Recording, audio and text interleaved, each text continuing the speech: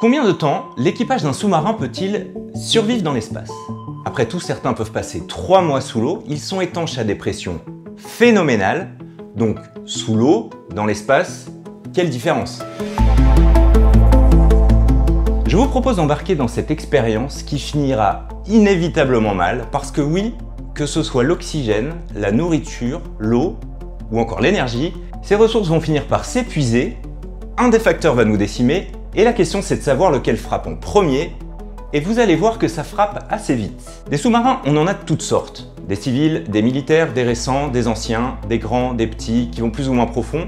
Donc le premier truc qu'il faut qu'on fasse, c'est de choisir le sous-marin avec lequel on va se mettre en orbite. C'est parti! C'est important parce que entre un sous-marin nucléaire lanceur d'engins et le Titan, vous savez ce truc qui avait été bricolé dans un garage pour aller tragiquement imploser à côté du Titanic, il y a un monde. On va quand même remonter loin dans le passé pour se laisser le plus grand choix possible, à l'époque d'Alexandre le Grand. Là, on est vraiment très loin. 350 avant Jésus-Christ, ça fait plus de 2000 ans. Et sur ce tableau, on peut voir une bulle de verre qui sert de sous-marin. Est-ce que c'est vrai? Est-ce que c'est faux? J'en sais rien. Mais la légende dit que Alexandre le Grand s'en est servi pendant le siège de Tyr et que son but c'était d'aller démolir les fondations de la citadelle. Comme c'est un mythe, on va peut-être partir sur autre chose, je pense qu'on peut trouver mieux. On fait un saut dans le temps, 1775 avec le Turtle.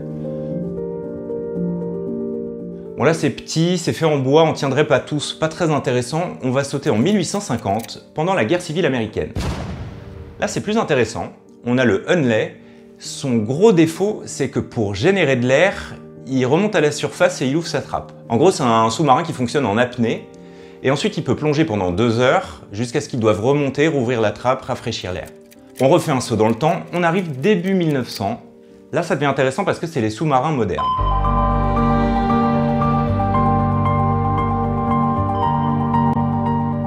On a un choix beaucoup plus sensé pour notre expérience bizarre. Commençons par ce sous-marin russe, le Minoga.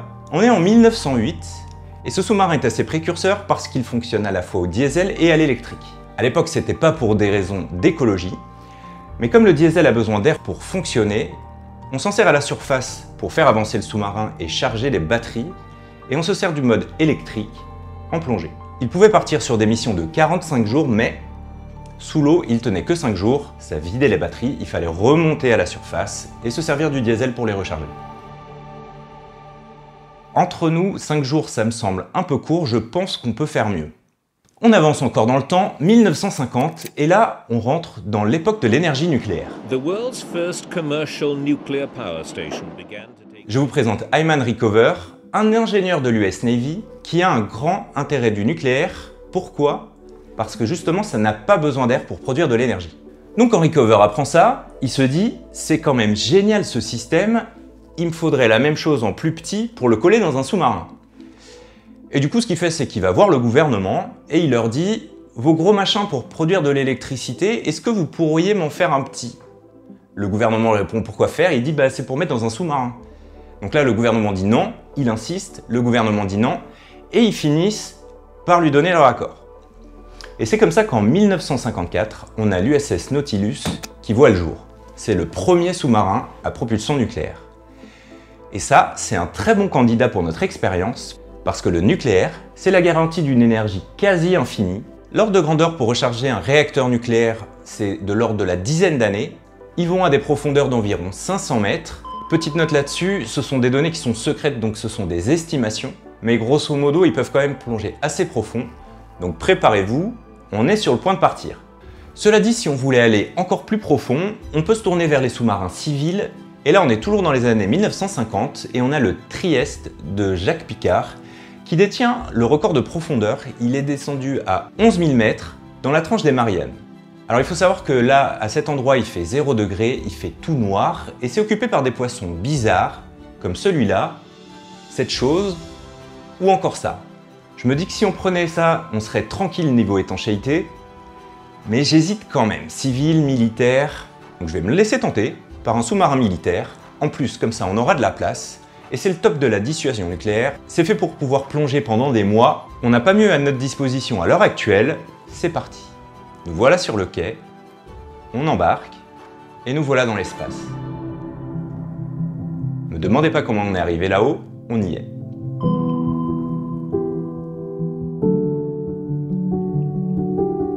On est en orbite, dans le silence absolu, et pour la première fois, on contemple le vide à perte de vue, et je réalise qu'on est soit seul dans l'univers sur cette petite planète, ou peut-être qu'il y a d'autres formes de vie loin dans la galaxie, et dans les deux cas, c'est assez vertigineux, notre expérience commence. J'ai deux angoisses qui me viennent. D'abord, la faim, et la deuxième chose, c'est de percuter une météorite, ou plutôt de se faire percuter par une météorite. Pour la faim, c'est assez facile à savoir, un SNLE ça peut faire vivre son équipage pendant 2 mois, donc on est plutôt large. Côté météorite par contre, ce serait dommage que notre expérience soit écourtée par une pluie de cailloux. La question c'est de savoir si le danger est réel, et en fait le danger est réel. Parce que de plus en plus, on a des déchets qui nous tournent au-dessus de la tête à des vitesses qui vont jusqu'à 28 000 km/h. Par déchets j'entends des satellites désaffectés, des morceaux de fusée, des restes de collision, tout ce que l'être humain était capable d'envoyer là-haut. Dans le fond, l'orbite terrestre, c'est un peu comme l'océan et son invasion de plastique. Partout où l'homme passe, il a besoin de laisser sa trace. Et si la pollution était un sport, l'humanité serait médaillée d'or au JO de Paris. Maintenant, pour savoir si le risque est réel, il faut trouver quelque chose qui se rapproche de notre sous-marin et qui passe sa vie là-haut. Je vous présente l'ISS. Alors pour ceux qui ne savent pas, l'ISS c'est la Station Spatiale Internationale qui tourne en orbite au-dessus de nous pour faire des expériences scientifiques. La station spatiale, elle est là-haut depuis des dizaines d'années, donc forcément à un moment ou à un autre, elle a été confrontée à ce problème. Depuis 1999, la station n'a effectué que une trentaine d'évitements de collision. Donc nous, on vient de commencer l'expérience, statistiquement, on peut penser que notre sécurité est assurée de ce côté-là. En plus, l'ISS, ça pèse 400 tonnes, nous on est dans un sous-marin qui pèse 10 000 tonnes, et puis dans le fond, un sous-marin, c'est a priori fait pour résister à des tirs ennemis, donc du point de vue collision, je suis plutôt tranquille pour la suite. Quoi d'autre? La pression. Donc notre sous-marin, il est a priori fait pour évoluer autour de 500 mètres sous l'eau. Alors encore une fois, je le répète, ce sont des données secrètes et c'est une estimation mais qui est acceptée un petit peu de tout le monde. Et donc il peut tenir 50 atmosphères à l'extérieur. Et dans l'espace, l'atmosphère extérieure c'est 0.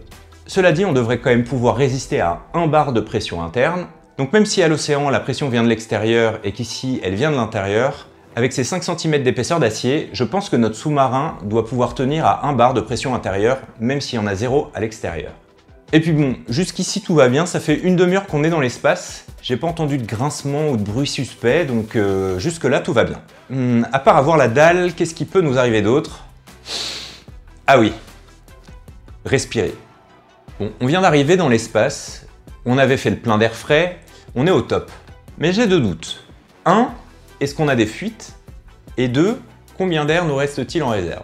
Alors même si la densité extérieure de l'eau de mer et du vide dans l'espace n'ont absolument rien à voir, l'air peut pas s'échapper comme ça, on n'a pas de hublot, de trappe ouverte, c'est déjà ça.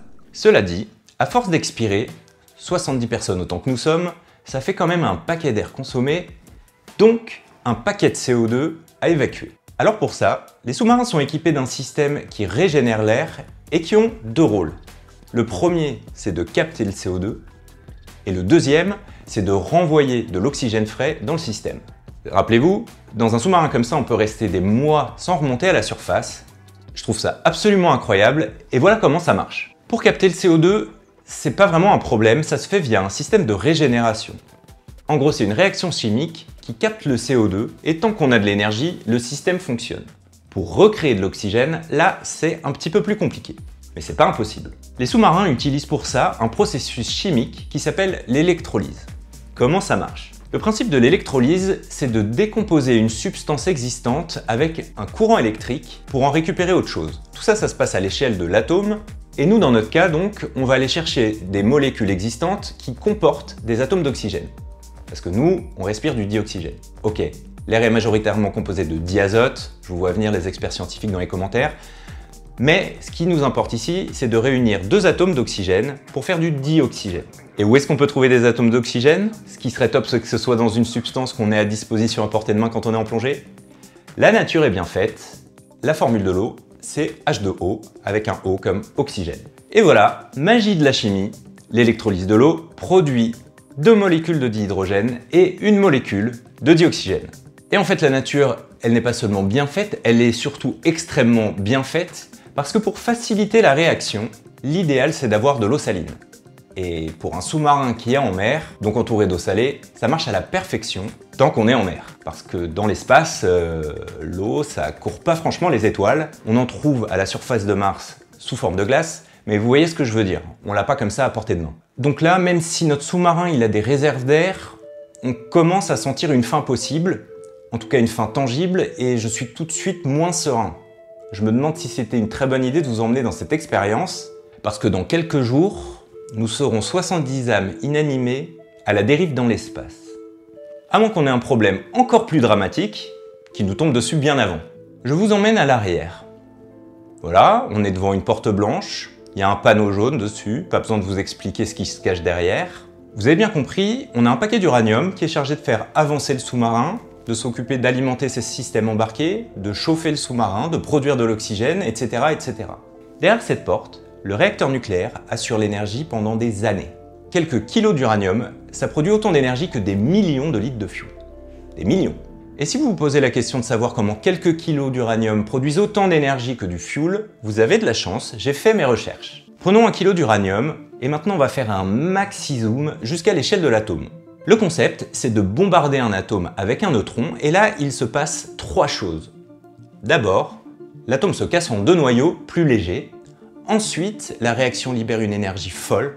Et 3, la réaction libère 3 neutrons, qui à leur tour vont pouvoir aller taper 3 atomes, et c'est une réaction en chaîne qui se répète. On appelle ça la fission nucléaire, on casse les atomes. Avec la chaleur, on produit de la vapeur, avec la vapeur, on fait tourner une turbine, et ça produit de l'énergie. Dans le fond, c'est un peu pareil que la bonne vieille locomotive à charbon, sauf que le charbon est remplacé par de l'uranium. Et ça a une petite conséquence, parce que si on ne contrôle pas la chaleur d'une locomotive au charbon, elle prend feu et voilà. Si on ne contrôle pas la fission, on fait une bombe.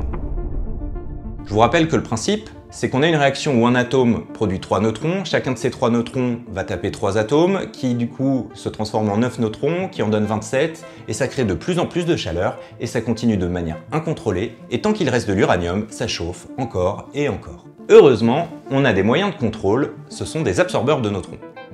C'est une matière qui, comme son nom l'indique, absorbe, vous avez compris. Moins on a de neutrons, moins on a d'atomes bombardés, et moins il fait chaud. Mais bon, c'est quand même une réaction nucléaire, et donc même si elle est stable dans notre réacteur dans l'espace, derrière la porte, ça génère quand même beaucoup de chaleur. Encore une fois, ce sont des données secrètes, mais on estime qu'un réacteur comme ça, dans un sous-marin aussi gros, ça produit environ 100 MW de puissance, ce qui fait 140 000 chevaux, c'est la puissance de 2000 voitures ou encore de 300 000 cyclistes. 300 000, on commence déjà à être sur une ville.